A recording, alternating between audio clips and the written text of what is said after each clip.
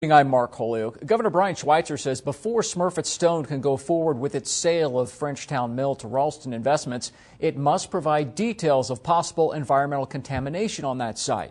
The governor made that point this afternoon, saying he didn't want the mill site to become the next Berkeley pit. Jill Valley joins us now live from Smurfit Stone Container Mill in Frenchtown with more from today's news conference. Jill? Yeah, thank you, Mark. Now, the governor essentially drew a line in the sand today. He says this site will be cleaned up according to state law. It's either going to be Smurfit Stone or anybody else who eventually buys this site that will be responsible. Robin O'Day starts our coverage. Today's press conference comes just 1 week after the state first asked Smurfit whether there's contamination on the site. On March 1st, the Department of Environmental Quality sent a letter to Smurfit Stone Container requesting they share their records about the mill's property in accordance with the Montana Asbestos Control Act. Without a response from Smurfit Stone Container, Wednesday's request was more direct.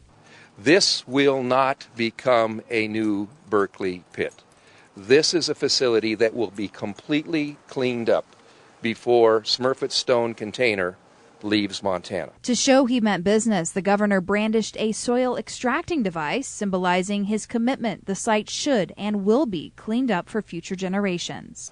We're going to make sure that there are a significant number of soil probes on this entire facility to make sure that there are no toxins left behind. We would simply say to Smurfit Stone in particular, with this discussion of scrapping and trying to move very quickly in scrapping, kind of hold on to your horses here just a little bit. There's a few more steps that we need to take. We need to make sure that we don't create an asbestos hazard. And furthermore, we want to make sure that any toxins that are left on this site are fully identified and are completely mitigated. Reporting in Frenchtown, I'm Robin O'Day for Montana's news station.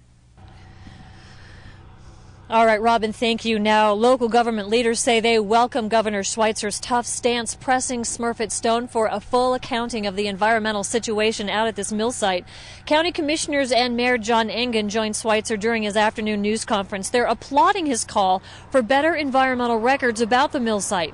They believe the information is critical no matter what happens to the property in the future. They say having the state call for this information is a welcome development. They're eager to get information about what could still be here.